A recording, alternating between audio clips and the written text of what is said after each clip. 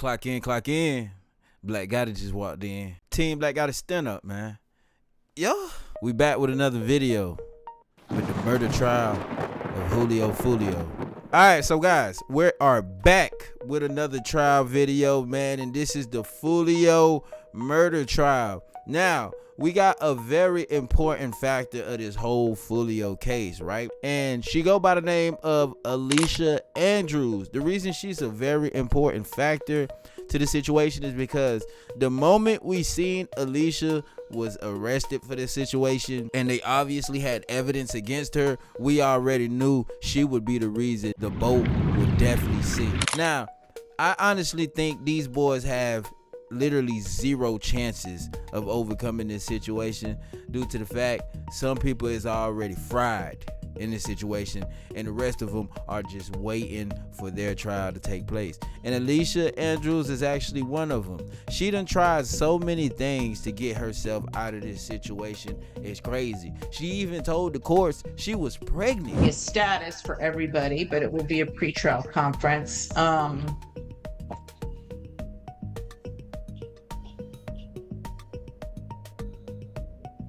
December the 19th at 10 a.m.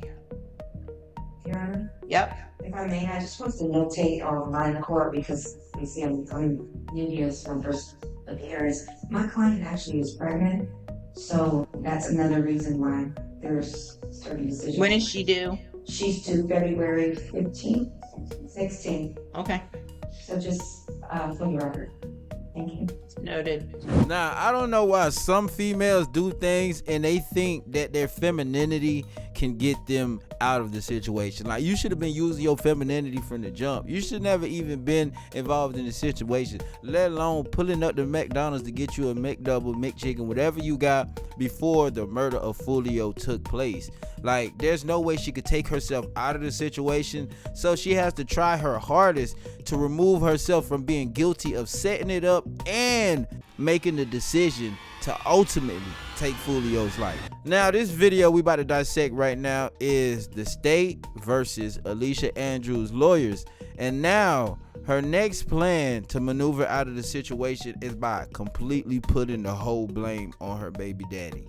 Yes, her baby daddy is another suspect in this case, and her goal is to ultimately put the blame on him and say he was abusive. That's the argument she's trying to bring to a murder trial, y'all. She's trying to tell the jury that her baby daddy is abusive and he basically forced her to ride along, go to McDonald's, and catch Foolio slipping at a hotel. Now, if that ain't crazy, y'all cannot tell me what crazy is. Like, this is out of pocket. Y'all watch this clip how the state explained how this argument wouldn't be good to bring in front of the jury. And I have reviewed the motion, so I'm aware of the factual basis. And I guess my first question would be to the defense: do you oppose this motion? I do. Okay, so go ahead, Mr. Doherty. Judge, we did take the depositions of both of these witnesses earlier this week, and it became clear that their testimony is solely based on, again, it's self-serving hearsay. They did not themselves witness any sort of domestic violence incidents between the defendant and a co-defendant, Isaiah Chance. All of the information that was the basis of their testimony was relayed to them by the defendant after these alleged incidents took place. There were some visual observations that they made, but Judge, all of this is not only is it with the exception of their observations, is again based on self-serving hearsay, which would be inadmissible, but rather, Judge, this has to go to relevancy.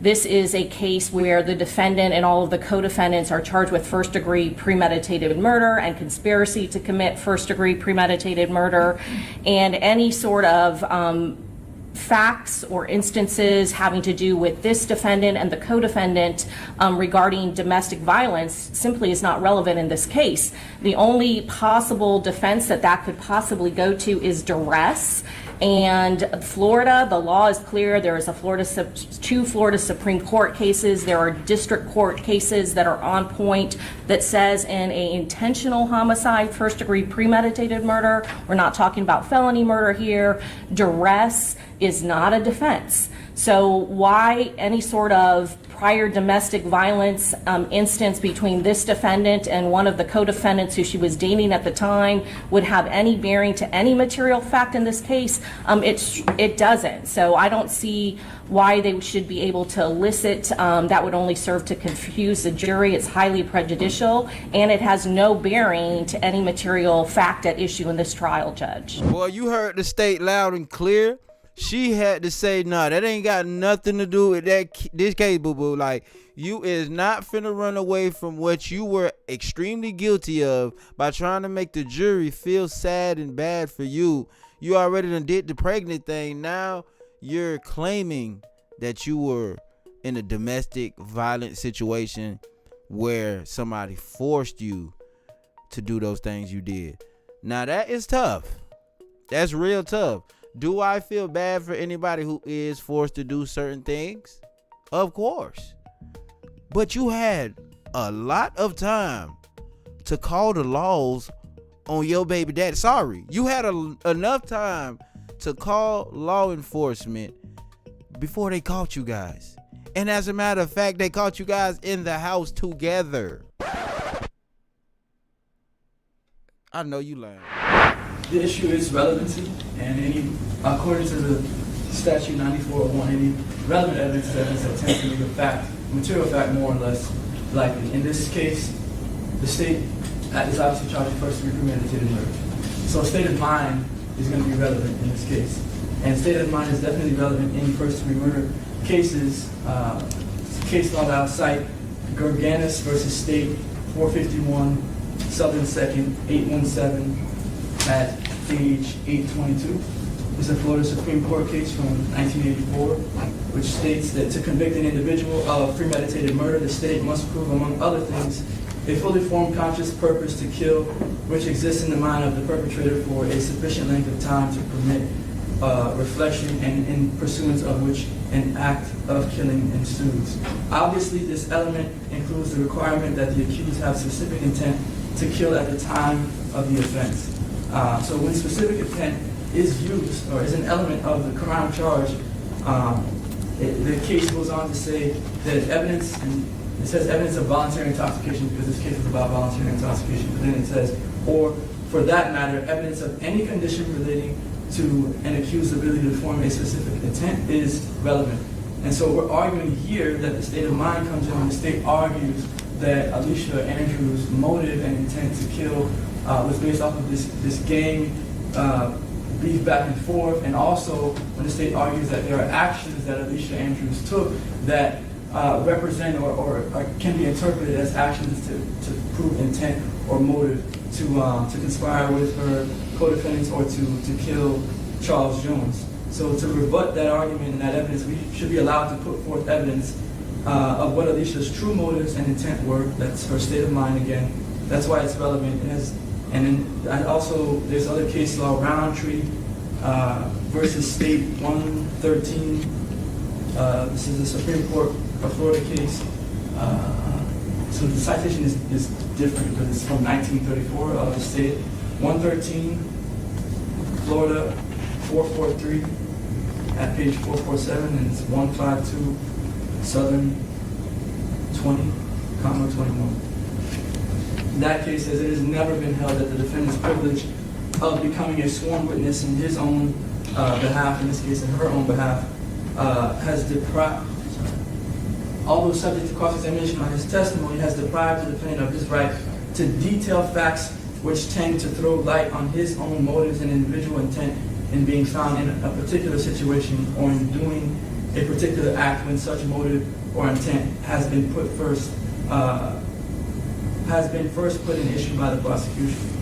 All right, so it's clearly relevant. It's long-standing case law that state of mind is relevant in a first-degree murder case, and in this case where we have evidence that would show the jurors what Alicia Andrews' state of mind was when these actions were occurring is clearly relevant and admissible.